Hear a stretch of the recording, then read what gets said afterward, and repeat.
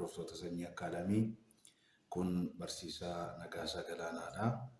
Sanyii akaadaamii irraa gaaffiiwwan barattoonni gama YouTube chaanalii kiyyaan naaf dhiyeessan afaan Oromootiin maaliif nuuf hin hojjettu boqonnaa 3 boqonnaa 2 jedhanii. Haa ta'uutii boqonnaa 3ffaa dhimma siyaasa dinagdee addunyaa irratti xiyyeeffatu kana guyyaa har'aa kana afaan Oromoo isaatti jijjiiruudhaan qabadhee dhufeera. Warri haaraa taatan chaanalii kanaaf subscribe gochuudhaan like gochuudhaan akka ilaaluu jalqabdan kabajaan isin gaafadha. Warri kanaan dura immoo miseensa taatanii jirtan subscriberii taatanii jirtan immoo viidiyoo kana like gochuudhaan share gochuudhaan comment gochuudhaan akka jajjabeessitan kabajaan isin gaafadha. Kana jechaa gara barnoota har'aatti darbaa isaan duragaa akkuma armaan dura ibsuuf yaalee boqonnaa 3 dhimma siyaasa dinagdee addunyaa irratti akkuma xiyyeeffatu. Kanaaf dhimma waa'ee sanaa ilaalla jechuudha. Egaa wanti nuti ilaallu har'aa hiikaa fi maalummaa siyaasa dinagdee addunyaa isa jedhu ilaalla. Hiikaa fi maalummaa siyaasa dinagdee addunyaa isa jedhu kana ilaalla. Afaan Ingiliffaatiin kanaan dura dhiyeessuun kiyya ni yaadatama. Wal bira qabdanii akka isin hubattan gamanumaa isiniif eeraa kallattiidhaan gara dhiyeessa isaatti darba jechuudha. International Political Economy yookaan IPE inni jennu kun siyaasa dinagdeen addunyaa kuni gama biraatiin Global Political Economy jedhamuudhaan beekama. Siyaasa dinagdeen addunyaa jechuudha kunis waliigalaa siyaasa dinagdee addunyaa waliigalaa yookaan siyaasa dinagdee waliigalaa jedhamuudhaan beekama. Egaa International Political Economy kuni akka damee qo'annoo akka damee barnootaattiidha. Kan inni develop ta'e yeroo kan inni baratamu yuunivarsiitota garaagaraa keessatti illee hin kennama waan ta'eef qo'annoo yookaan disipiliinii mataa isaa danda'edhalleeti. Kanaaf International Political Economy kun yookaan siyaasa dinagdeen addunyaa kuni an interdisciplinary academic discipline damee barnootaa bakka garaagaraarraa qo'annoo garaagaraarraa yaada garaagaraa ergifachuudhaan kan qindaa'edha jechuudha. Isaan kanas eessaa argatee interdisciplinary ta'uunsaa kun egaa tokko dhimma ikoonomiksii waan ikoonomiksii of keessatti qaba. Kan siyaasaa of keessatti qaba. Akkasumas immoo walitti dhufeenya biyyootaa yookaan hariiroo ni qaba jechuudha. Kanaaf qorannoo ofiisaa danda'e ta'ee otoo jiru yaadota garuu siyaasarraa, diinagdeerraa akkasumas immoo walitti dhufeenya qorannoo walitti dhufeenya addunyaa yookaan qorannoo walitti dhufeenya biyyoota hariiroo biyyootaarraa kan yaada ergifate ta'uusaa iddoo kanatti lafa kaa'a. Akka fiildiitti yookaan akka damee qo'annootti egaa International Political Economy kun yookaan siyaasa dinagdeen addunyaa kuni waa'ee walitti dhufeenya siyaasaa fi dinagdee jala humnoota jiranii qo'ata jechuudha. Walitti dhufeenya humnoota siyaasaa fi humnoota dinagdee warra jennu sana qo'ata. Isaan kunis immoo maal isa jedhu ilaalla. Humnoonni dinagdee kamiin akkasumas immoo humni siyaasaa akkam isa jedhu kana ilaalla. Kanaaf walitti dhufeenya humna dinagdee fi humna siyaasaa kanaa kan qo'atu kun maal jedhama? Siyaasa dinagdee addunyaa yookaan International Political Economy jedhama jechuudha. Egaa xiyyeeffannoon International Political Economy kuni xiyyeeffannoonsaa maalidhaa? Siyaasnii fi ikoonomiin yookaan dinagdeen akkamittiin walitti interact ta'u yookaan walitti dhufeenyi dhiibbaan isaa walirratti gaggeessan kuni sadarkaa addunyaatti maal akka inni fakkaatu kan qo'atu jechuudha, kan qoratu. Kan inni xiyyeeffatu karaa siyaasni dinagdee irratti akkasumas immoo dinagdeen siyaasaa irratti dhiibbaa gaggeessu sadarkaa waliigalaatti sadarkaa addunyaatti damee qo'atudha jechuudha. Damee disipiliinii qo'atudha yookaan qoratudha jechuudha. Egaa specifically keessumaa fiildiin kun egaa qorannoo lama walitti dhiyaatan tokko qorannoo walitti dhiyaatan lama gaggeessa. Qorannoo walitti dhiyaatan lama yookaan walitti hidhata qaban lama gaggeessa. Inni jalqabaa qorannichi kan irratti xiyyeeffatu siyaasni akkamittiin murtoo diinagdee irratti dhiibbaa uuma. Decision making filannoo murtoo akkasumas immoo hojii diinagdee irratti akkamittiin siyaasii dhiibbaa uuma. Dhiibbaa akkamii uuma. Isa jedhu kana qorata.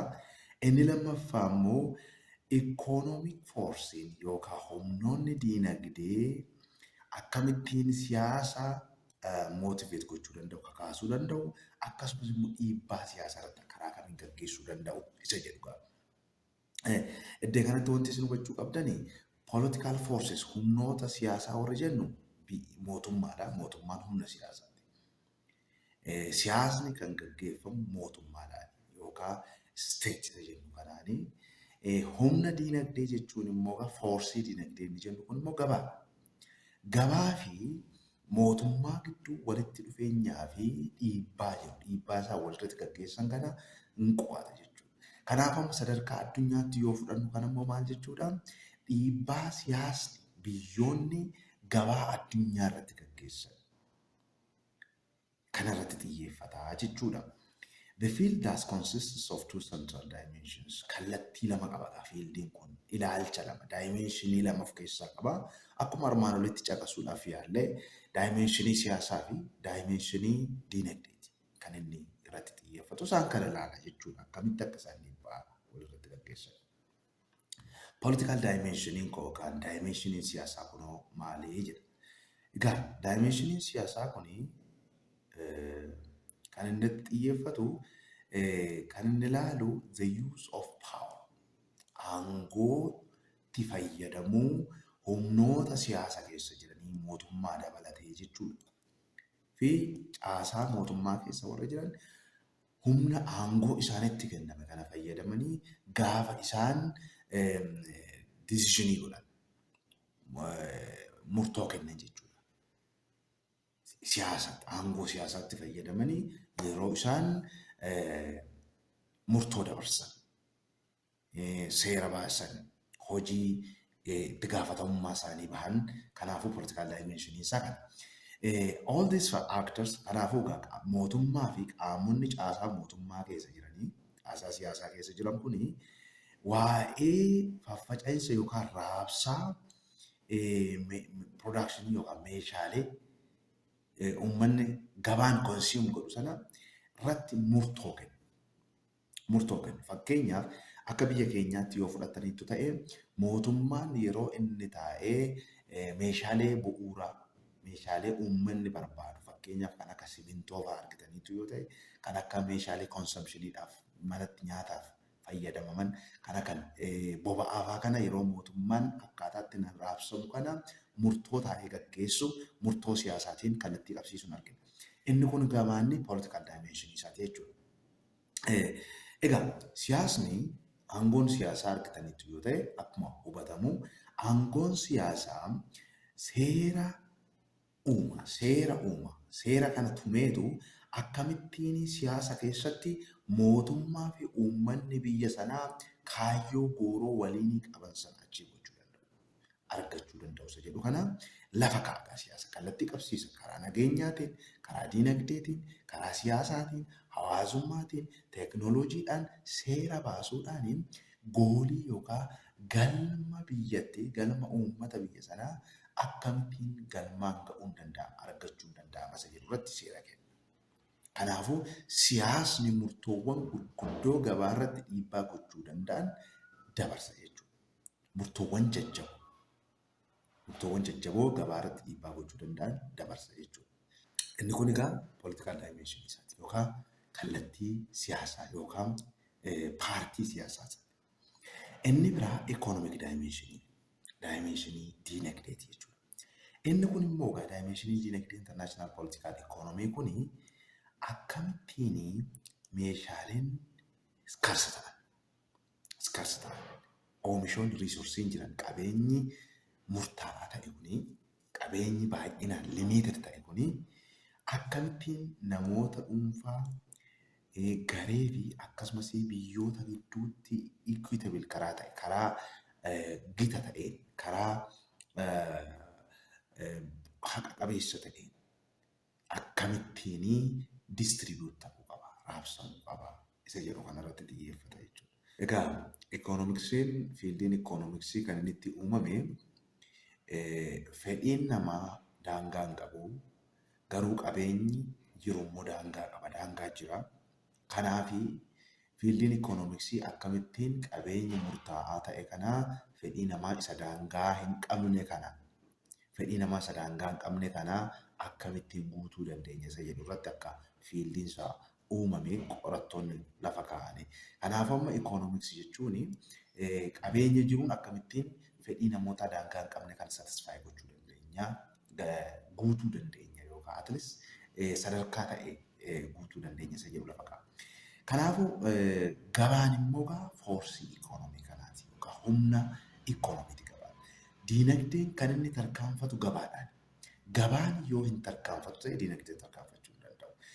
Isuma kana immoo gabaa sanaaf haala kan mijeessu immoo siyaasa. Siyaasni immoo aangoo mootummaatti kenname, aangoo mootummaatiin, aangoo qaama bulchuutiin, gaggeessaatiin, aangoo gaggeessummaatiin kan karaan kaa'amuuf jechuudha.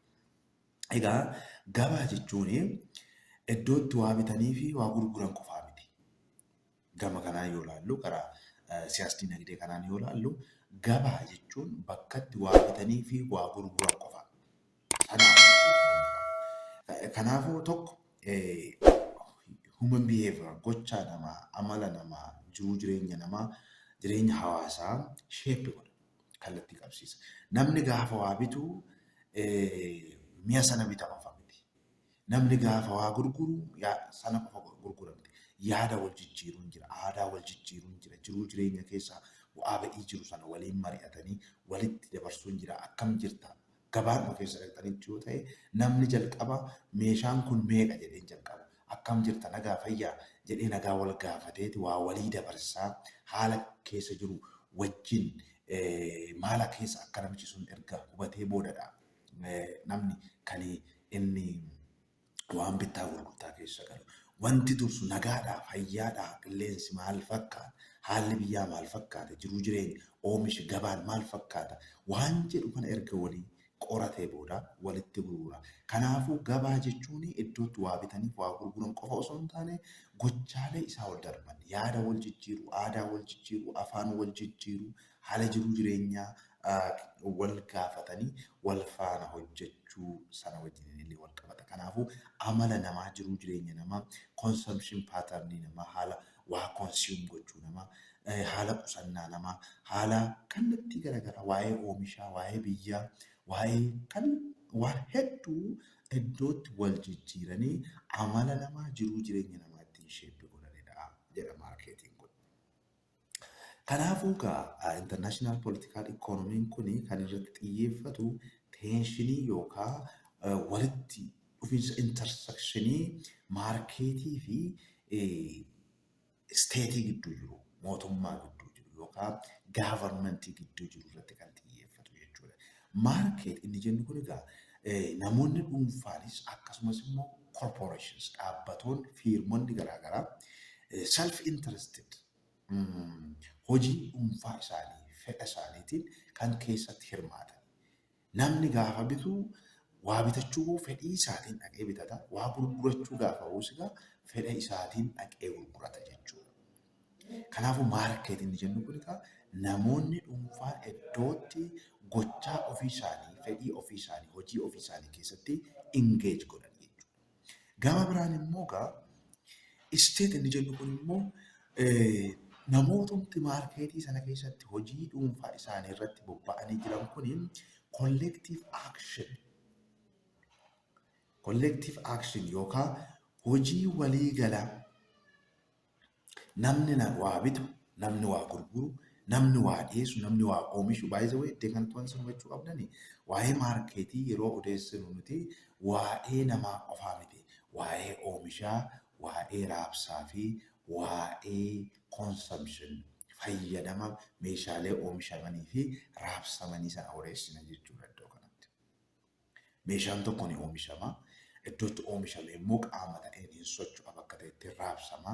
Erga raabsamee booda immoo faayinaal koonsiyumers warri dhumarratti meeshaa sanatti fayyadaman dhufanii bitanii itti fayyadamu. Kanaafuu adeemsa kana hundumaa keessa kan jiru maarkeetiin iddootti waa bitan qofaa miti. Kanaafi warrumti amma waa oomishan sun, warrumti waa raabsan sun, warrumti waa bitatan sun immoo biyya keessatti mootummaadhaan dhufanii immoo collective action gochaa waliinii kan fudhatan. Tasgabbii gabaa irratti, oomisha irratti, raabsaa irratti, bittaaf gurgurtaa irratti, haala nageenyaa irratti, haala diinagdee irratti, haala oomishaa irratti, haala siyaasaa irratti waan garaagaraa immoo yeroo tarkaanfii waliinii, gochaa waliinii, adeemsa waliinii kaa'atanidha jechuudha. Xiyyeeffatu qaba. Tiraansaakshinii walitti dhufeenya siyaasaa fi diinagdee kan daangaa biyya tokkooti ol ta'e. Kana jechuun sadarkaa waliigalaatti sadarkaa addunyaa irratti kan geeffamu irratti kan xiyyeeffatu. Isaan kunis waliin maal kamiiti isa jedhuuf tokko trade transaction hariiroo daldalaa addunyaa hojjechuu dandeessu. Export and imports meeshaa gara biyya keessaa galchuu fi waan biyya keessa jiru immoo biyya alaatti yookaan gabaa biyya alaatti dhiyeessuu jechuudha. Protectionism economii protectionism irratti hundaa'e. Protectionism jechuun mootummaan tokko yeroo baay'ee export godhee xiqqoo galchu jechuudha. Merkantaalizim filosofii merkantaalizimii.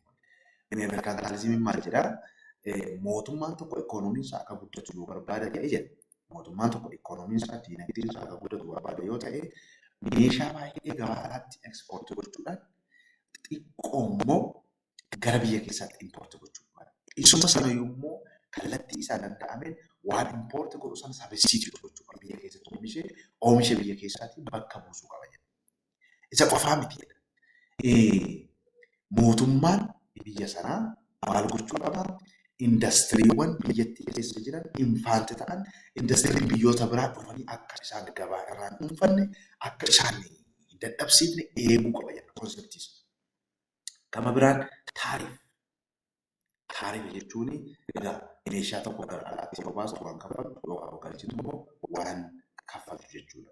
Gama biraan nan taa'ee babaarsa. Dhaabaleewwan daldala irra kaa'aman fakkeenyaaf ikoonomii biyyaa irratti wantoota dhiibbaa kan geessisan hambisuudhaaf gabaan oomisha biyyoota biraatiin akka hin to'atamne gochuudhaaf dhiibbaan indastiriyoota biyya keessa jiran irratti akka hin dhufne gochuudhaaf mootummaan yeroo tokko tokko gufuulee tokko tokko ni kaa'a yookaan dhaalee tokko tokko ni kaa'a. Isaan kunis nan taariif baay'isuu fakkeenyaaf biyyi tokko gabaa Itoophiyaatti kan isheen fiddee gurguruu dandeessu qootaansaa toonii hamma kanaati yookaan kuntaala hamma kanaati yookaan waan tokko konteenera hamma kanaati jedhee lafa kaa'uu danda'a. Inni kun egaa inni kaa'amuu danda'u tokko yeroo tokko fayyaarraa waan dhiibbaa fidu yoo ta'e keemikaalaan fayyaa irratti dhiibbaa fidu environment irratti dhiibbaa fidu yoo ta'e waan kanarra kaa'uu danda'a.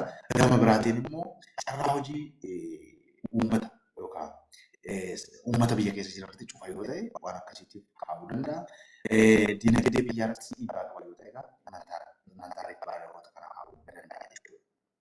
Production dhimma oomishaa sadarkaa addunyaa irratti markatan yoo ta'e haala manni keessa jiru kun egaa sadarkaatti dhiyeessiin midhaan addunyaa fi boba'aa addunyaa rakkoo keessa galee keessa jira. Inni kun egaa dhimma production wajjin wal qabata. Gama biraan MNCs multinational corporations dhaabbatoota sadarkaa addunyaa irratti headquarterii isaanii biyya tokko keessa godhatanii biyyoota garaagaraa keessatti immoo biraanchii banatanii hojii oomishtummaa irratti hojii diinagdee irratti bobba'an ta'uu danda'a. Isaan kun egaa across borders daangaa darbaniiti kan isaan oomisha kana gaggeessan.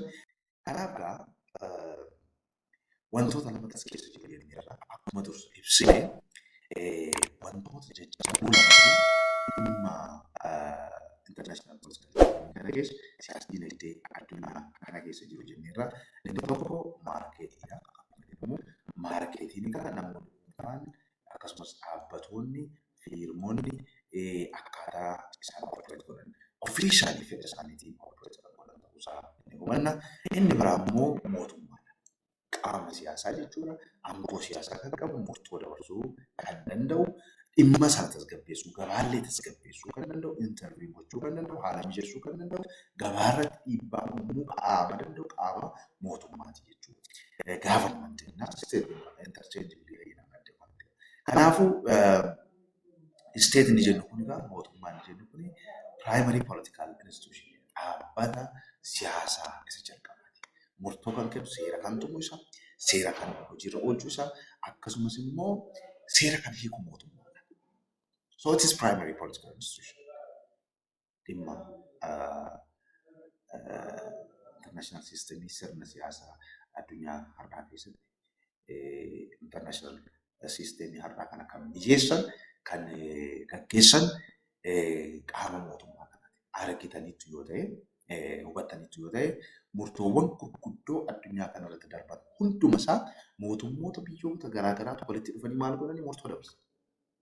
Dhimma climate change ta'uu danda'a, jijjiirama qilleensaa ta'uu danda'a, dhimma diinagdee addunyaa ta'uu danda'a, dhimma siyaasaa ta'uu danda'a, dhimma dippiloomaasii ta'uu danda'a, dhimma waraanaallee ta'uu danda'a.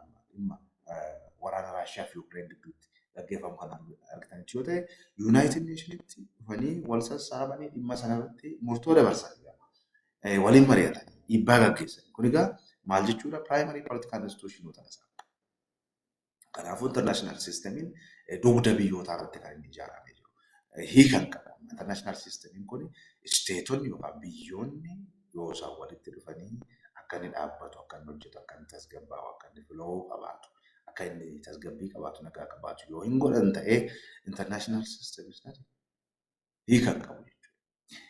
Egaa iddoo kanatti egaa definitioniin amma armaan olitti nuti ibsine kun kan inni fudhatamee fi gabaan yookaan dinagdeen gabaa isa jennu kuni ofiisaa of danda'ee operate gochuu hin danda'u.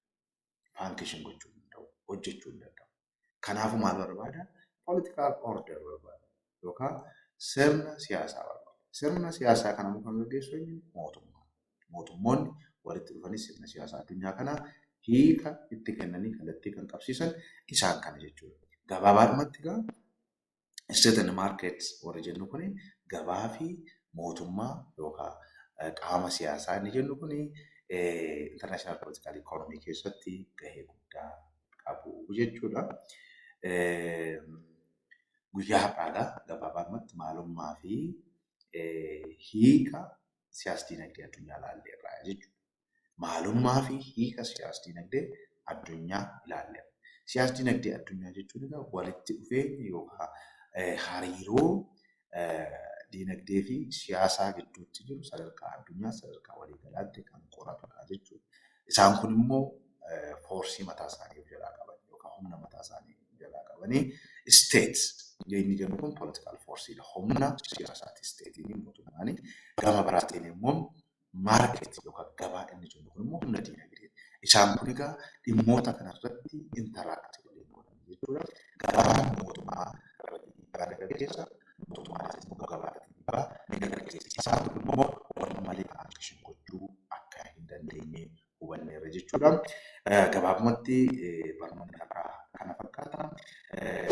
Leessanoota taa'anii afaan Oromoodhaan waan ta'eef laayik gochuu, sabskiraayib gochuu akkasumas immoo koomentii sheer gochuu hin dagatinaa. Haga sagantaa biraatiin walitti deebinutti nagaan turaa.